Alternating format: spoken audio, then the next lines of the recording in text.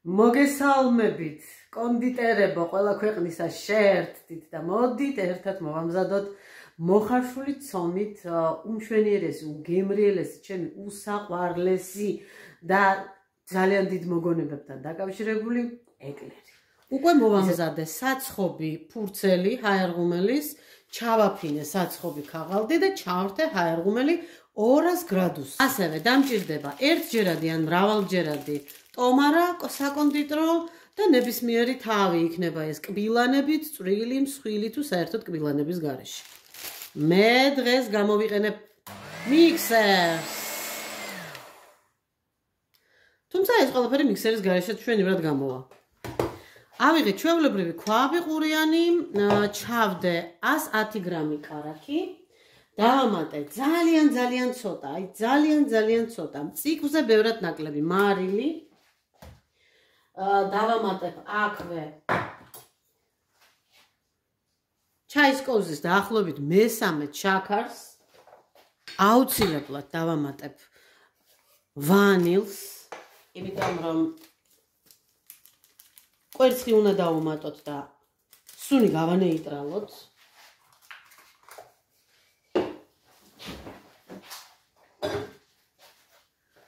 და ასევე არ არის აუცილებელი ინგრედიენტი, თუმცა ჯერ ეს ერთი უხდება და მეორე ეს ერთი სტრუქტურაზე მოქმედებს გემრიელი, არომატული, ნატურალური და ჩემ შემთხვევაში წაბლის თაფლი.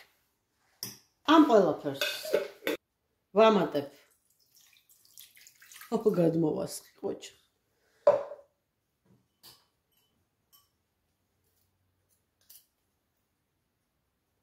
ვამატებ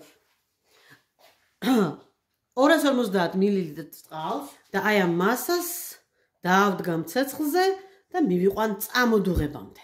წყლის მაგივრად ამატებენ ხოლმე რძეს იგივე რაოდენობით, ან ნახევარ წყალს და ნახევარ რძეს. ანუ აქ ახლა ჩვენ შეგვეძლო 250 მილილიტრი წყლის ნაცვლად დაგვემატებინა 125 მილილიტრი რძე და 125 მილილიტრი წყალი. ცოტას მივეხმარები სათქვეფელათი, გადნეს, ერთგვაროვანი გახდეს ეს სითხე და წამოდუღდეს. წამოდუღებისთანავე დავამატებ წინასწარ მომზადებულ გადაწონილ და გაცრილ ფქვილს 150 გრამს. აქვე მომზადებული მაქვს 4 კვერცხი, საშუალო ზომა, ავწონე სპეციალურად თქვენთვის, თუმცა არასდროს არ ვწონი ხოლმე, 204 გრამი გამოვიდა. 4 კვერცხია თავის ცილიან გულიანად.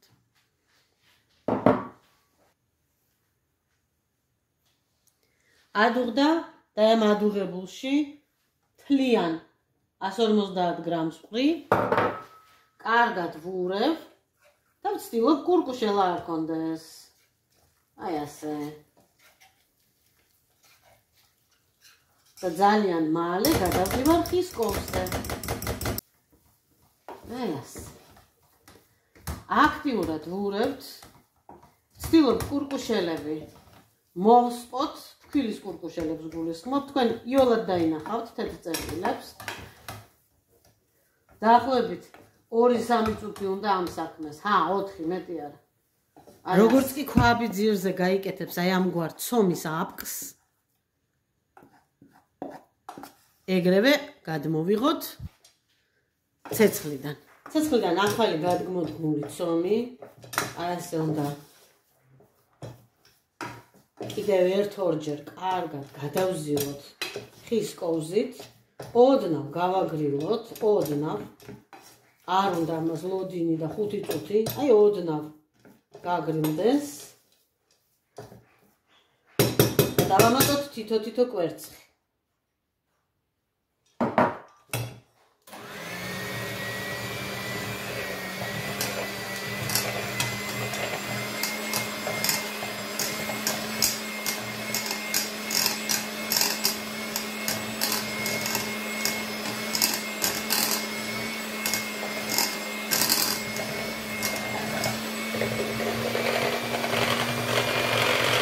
დავამატოთ მეორე.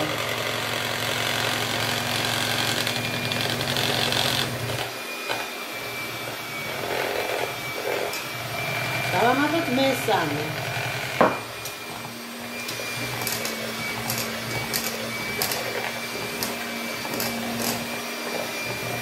აი ესეთი არაერთგვაროვანია.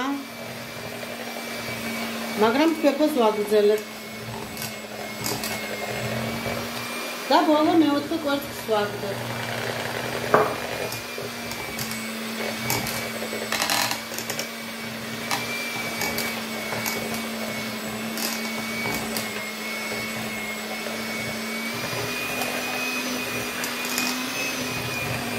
ითხოვს თქვენ არ უნდა.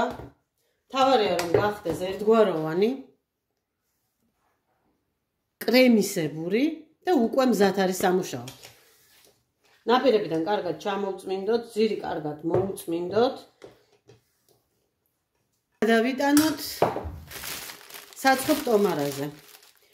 ჭიქის დახმარებით ეს ბევრად უფრო იოლად გამოგვივა, ჩასხმისას აქედან რო არ გამოჟონოს, აი ასე ვთქვათ, დაუცოთ წვერი, ეს გადავშალოთ და ჩავდოთ ნიჩბით ჩვენი ახლად მომზადებული მოხარშული ცომი.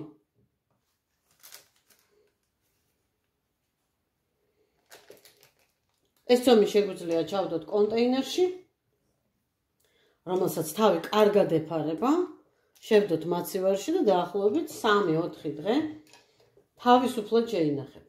სიმართლე რო გითხრათ, ცომის გაყინვა არასოდეს არ მიცდია. შეიძლება გაყინვაც არის შესაძლებელი. თუ გაქვთ ამგვარი გამოცდილება, აუცილებლად მომწერთ.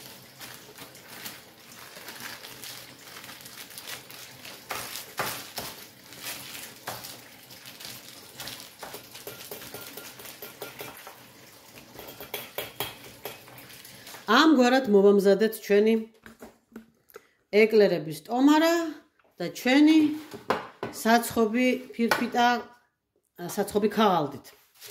რა ზომის, რამ სიგრძეს და რამ სისქე ეკლერს დავსვათ, ეს მხოლოდ და მხოლოდ ჩვენი გადასაწყვეტია, ისევე როგორც ყველაფერი ჩვენს სამზარეულოში.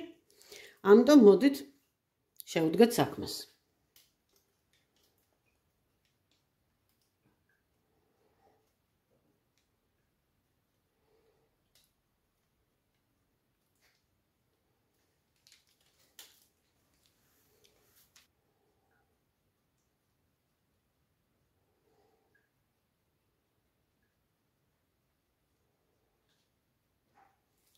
მე აი ესე ბოლოში აქეთკენ უკეთებ კუც და მერე ვუსწორებ კუც. ზოგი მაკრატლით ჭრის. ასე მაგალითად. მოუჭერენ.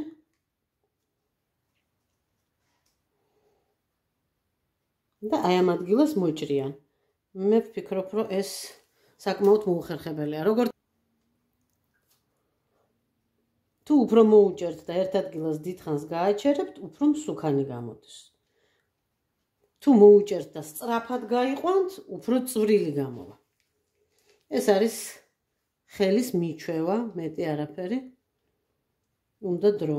აკეთებენ ჩვეულებრივ კარტოფილის პიურეს და ვარჯიშობენ კონდიტერები.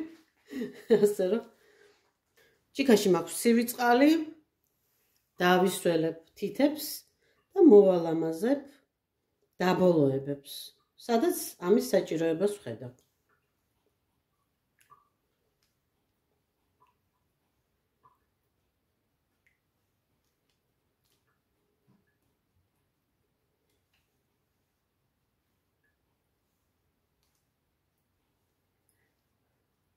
მე ვიცი კონდიტერები, რომლებიც მთლიანად ცივ წყალს უსვამენ, აი ასე. ვიცი კონდიტერები, რომლებიც ზემოდან შაქრის პუდრს აყრიან, მე ამას არცერთს არ ვაკეთებ. უბრალოდ აი ეს აშვერილი წვერები სილამაზისთვის ერთი და რომ არ დაიწვას. აი იმისთვის ვათანაბრებ და პირდაპირ მივაბრძანებ გახურებულ ჰაერღუმელში, რომელიც არის გახურებული 200 გრადუსამდე. პირველი 15 წუთი ვაცხობთ 200 გრადუსზე, შემდგომ ჩამოუწევთ 150-ზე. როგორც ხედავთ, შევსვი საშუალო იარუსზე 200 გრადუსზეა ჩართული, ქვედა წვაზე მივხურეთ და არავითარ შემთხვევაში მომზადებამდე აღარ გამოვაღებთ. კარგია თუ გარედან ჩანს, რადგან ფერით მზაობის შემოწმება დაგჭირდება.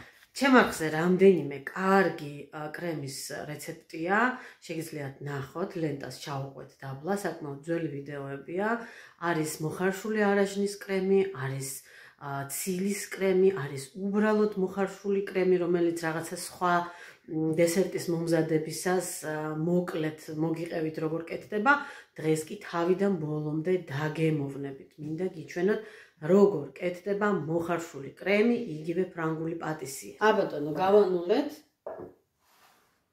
და გვჭირდება 6 სუფრის კოვზი, აი ესეთი თავშემოდგმული. ფქვილი, ჩვეულებრივი თეთრი ფქვილი. 3, 4, 5 და 6. აი ასე. რაც გამოვიდა 155 გრამი, 150, 155 ფქვილი. და თუ სასწორი არა გვაქვს, 6 სუფრის კოვზი თავშემოდგმული. და დავამატოთ 12 სუფრის კოვზი შაქარი.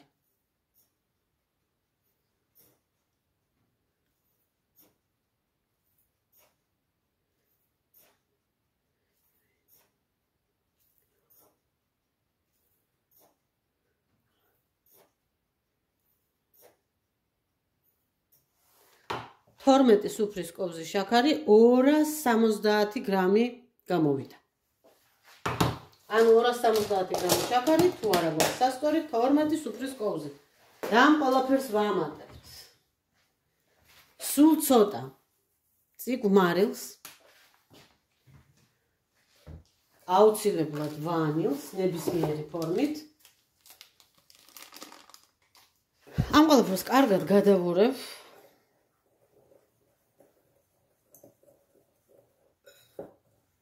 აი ასე. დავამატებ 1 ცალ კვერცხს.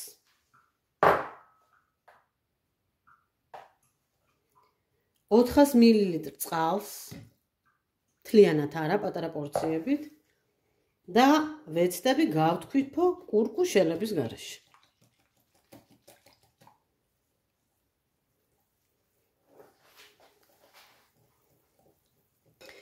მასას ერთიანად რომ დავასხათ ბევრი წყალი, კურკუშელებს ვეღარ დავშლით. აი ამ სქემ მასაში კი შეგვიძლია იდეალურად ერთგვაროვანი გავხატოთ.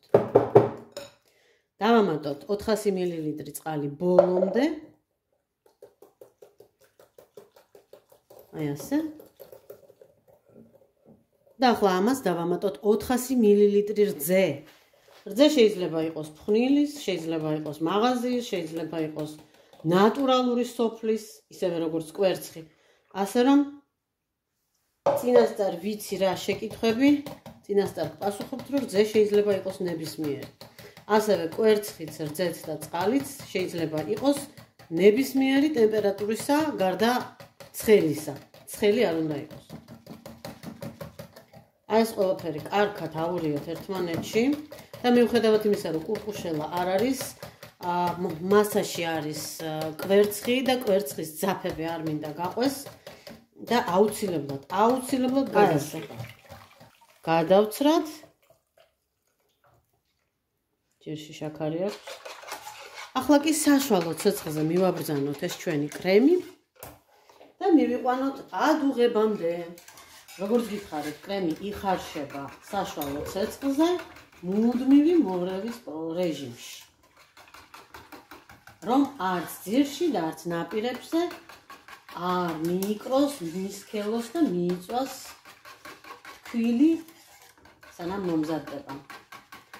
კურკუშელებისგან გათავისუფლება გადაწურვით და გადაცრით შეიძლება, თუმცა მიმწვრის გემოს ვეღარაფრით ვეღარ მოვაშორებთ კრემს.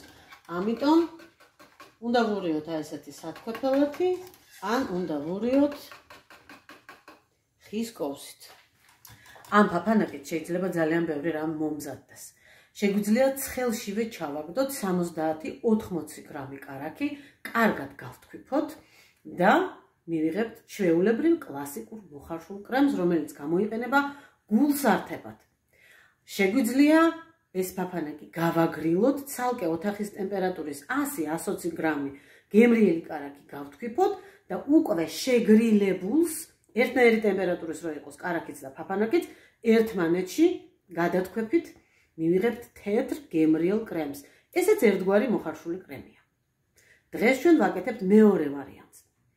ავადუღებ, გავაგრილებ და ოთახის ტემპერატურის გათქვეფილ კარაქს პატარა პორციებით შევვარდნით. ადუღებამდე 1 წუთით ადრე შესქელდება და რაღაცა მომენტში მოგეჩვენებათ, რომ აიჭრა და რომ ერთგვაროვანი არ არის. მაგრამ გააგრძელეთ მორევა, აქტიურად ურიეთ და წამოდუღებული უკვე გაერთგვაროვდება. არ შეგეშინდეთ. ჩვენმა კრემმა უკვე სუნთქვა დაიწყო. აი, გაიკეთა კრატერები.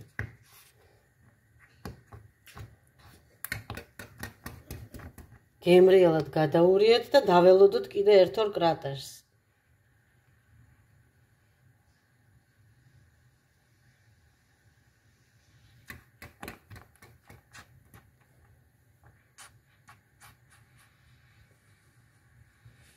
კრემი მზად არის.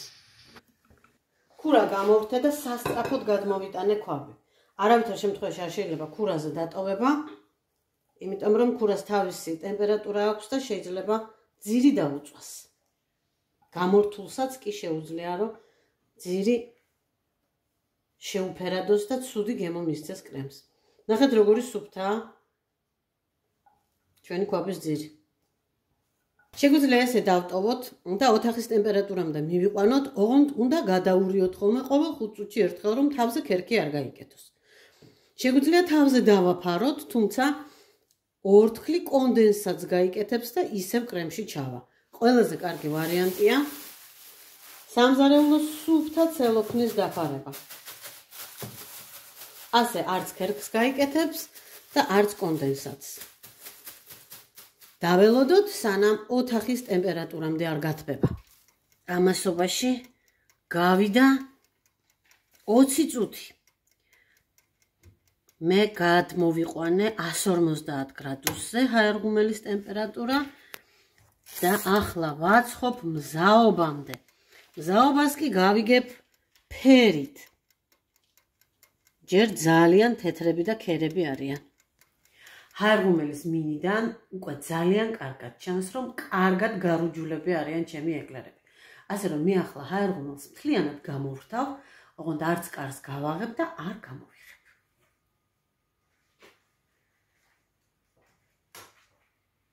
აი ასე. შეგრილდეს და მერე ფირფიტიანად გამოვიღებ. დაახლოებით 5 წუთში.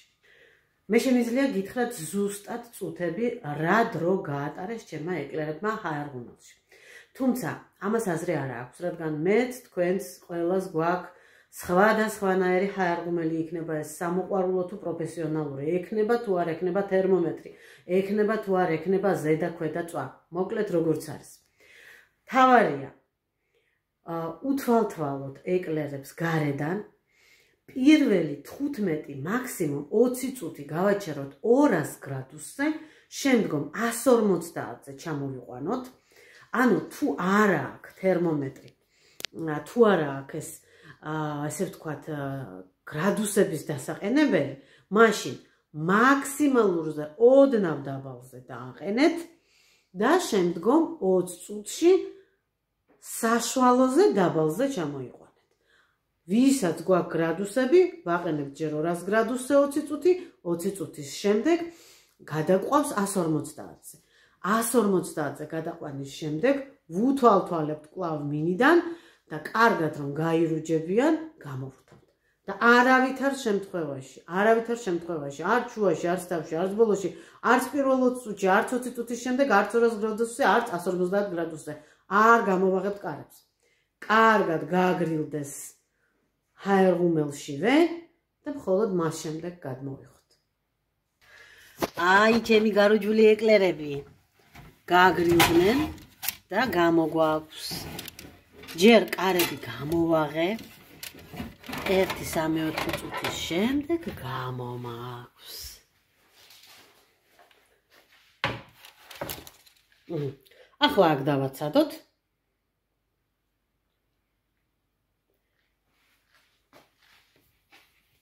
და ნახოთ როგორია გზირები. აი ასეთი იკოხტა და ლამაზი. აჰა.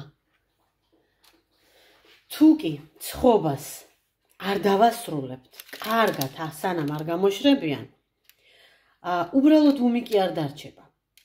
რო გამოვიღებთ აერღუმელიდან, ჩავარდება და დაბრტყელდება.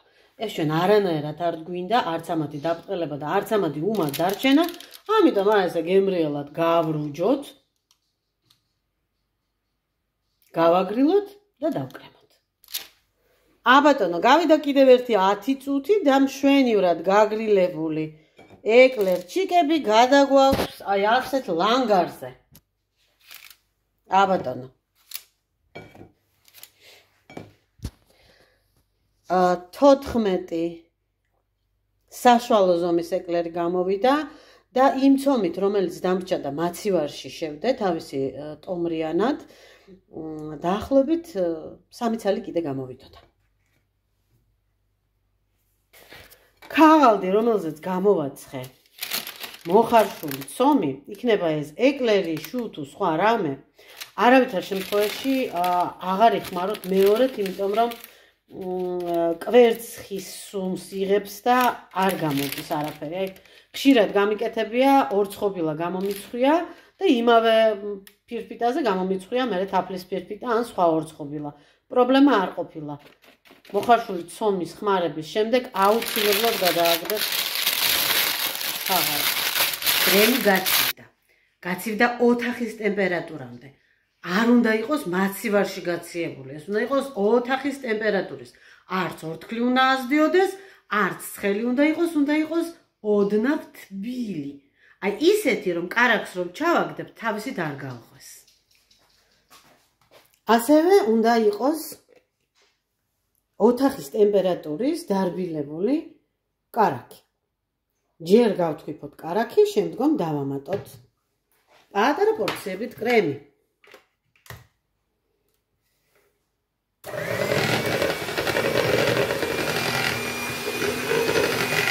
პატარა პორციებით კარგად შეგრილებული კრემი დავამატოთ. აი მაგალითად 2-3 სუფრის kovsi. გავაერთიანოთ, ერთგვაროვანი მასა რომ გახდება, კვლავ დავამატოთ 2-3 სუფრის kovsi.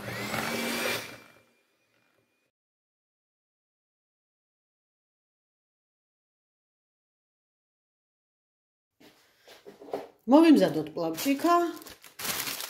დიდი საკონდიტრო ტომარა და სპეციალური აი ასეთი თავაკი, რომ გავავსოთ ეკლერები კრემით. თუმცა, თუ ესეთი თავაკი და ტომარა არ აგვაქვს და ბევრი წვალება არ გვინდა, შეგვიძლია გავჭრათ და ჩაის kovsით ჩავდოთ იმდენი კრემი, რამდენიც ჩვენ გულსა და სულს ესიამოვნება. თუმცა, მე მაქვს ასეთი უფრო თანაბრად ვავსებ და ჭრილიც არ არის უფრო ლამაზია ხოლმე. ამიტომ ამავე თავაკით ვუკეთებ 2 ნასვრეთს ძირზე, რადგან ერთ ნასვრეთს თუ გავუკეთებ, გამიჭირდება გამოვსება და აქედან ჰაერი გამოდის. აქ რო დავაწვევი, ჰაერი ამოვა და ბოლომდე კარგად შეივსება. მოკლედ, ჯერ აი ასე უნდა ჩაიჭრა, გავახსოვთ საკონდიტრო ტომარა კრემით. ჩვენ შეგვიძლია მოვიხმაროთ როგორც ჭიქა, ასევე აი ესე ხელზე დავიდოთ ეს. იმიტომ აქ ეს გადასაკეთი. ასე მაგალითად.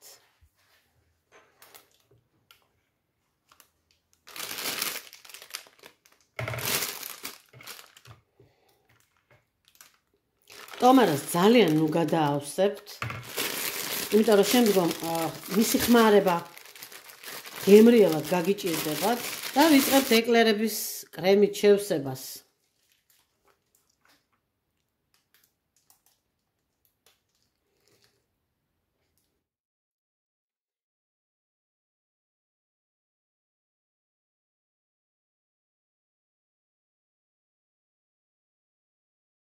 კრემის ერთ ნაწილში ვამატებ ცხელ წყალში, მდუღარე წყალში გახსნილ ნახევარ ჩაის კოვს ძალიან ხარისხიან და არომატულ ხსნად ყავას. რა თქმა უნდა ვწურავ და რა თქმა უნდა ეს ყავა იყო გაციებული. რომ არ დაედნო ჩვენი კრემი.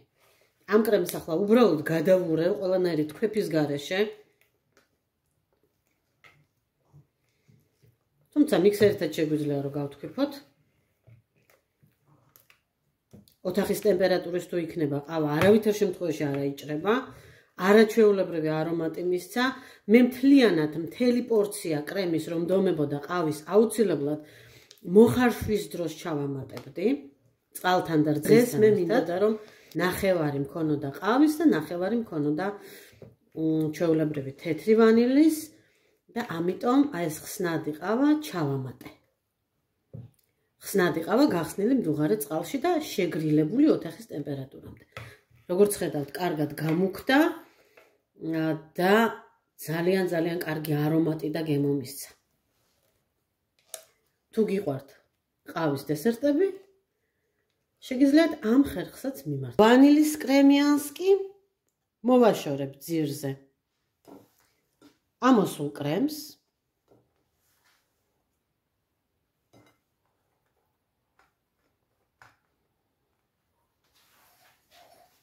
და ორთქლის აბაზანაზე ცოტა ჩვეულებრივ საჭმლის უსუნო და უგემო რაფინირებულ ზეთთან ერთად შემთნარ შოკოლადში ამოვავლებ. შოკოლადი რა თქმა უნდა კარგად არის გაგრილებული. ცხელი არ უნდა იყოს.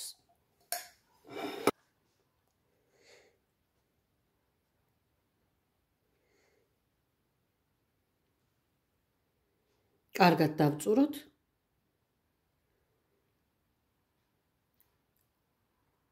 შოკოლადს გადნობისას ზეთი იმდენი დაამატეთ, რომ ამოვლების შემდეგ გააშრეს და სველი არ დარჩეს.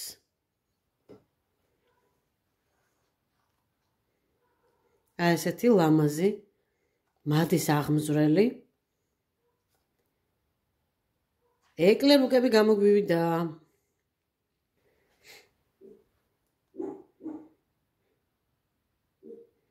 ეკლერის მორთვა მოპრანჭვა მილიონაერად შეიძლება. შეგვიძლია თეთრ შოკოლადში ამოვავლოთ, შეგვიძლია ზემოდან მოვაპნიოთ ფერადი მოსაპნევები, ქოქოსი. თუმცა ეს არის კლასიკური ვარიანტი და დღეს აი ესეთი კარგად გარუჯული შოკოლადიანი ეკლერები გექნება. აი ასეთი გემრიელი ეკლერები მოვამზადე მე დღეს თქვენთან ერთად. იმედია მოამზადებთ და გამოგივათ თქვენს. აუცილებლად მომწერეთ. გამოიწერეთ არხი, მოიწონეთ რა თქმა უნდა თუ მოგეწონათ, გაუგზავნეთ მეგობრებს, მე კი დღეისთვის გემშვიდობებით მომავალ გემრიელ შეხვედრამდე. კარგად ბრძანდებოდეთ.